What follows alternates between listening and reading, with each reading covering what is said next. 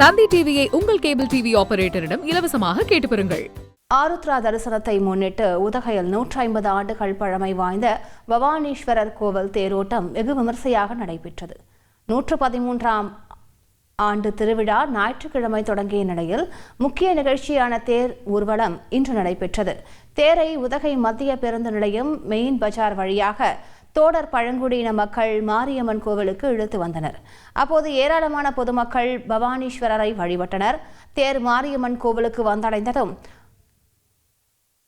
ஐந்தலாந்தர் பகுதியில் ஒன்று கூடிய தோடர் இன மக்கள் தங்களது பாரம்பரிய நடனம் ஆடி மகிழ்ந்தனர்.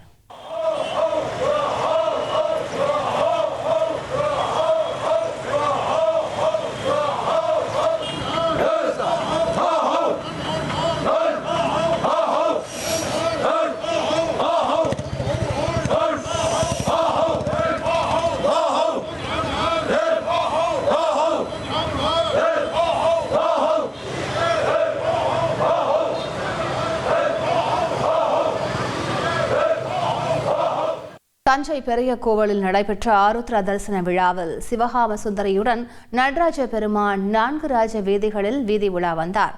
மும்மாரி மழை பொழிய நெல்மணிகளை தூவி வழிபாடு நடைபெற்ற போது பக்தர்கள் நெற்மணிகளை எடுத்து சென்றனர்.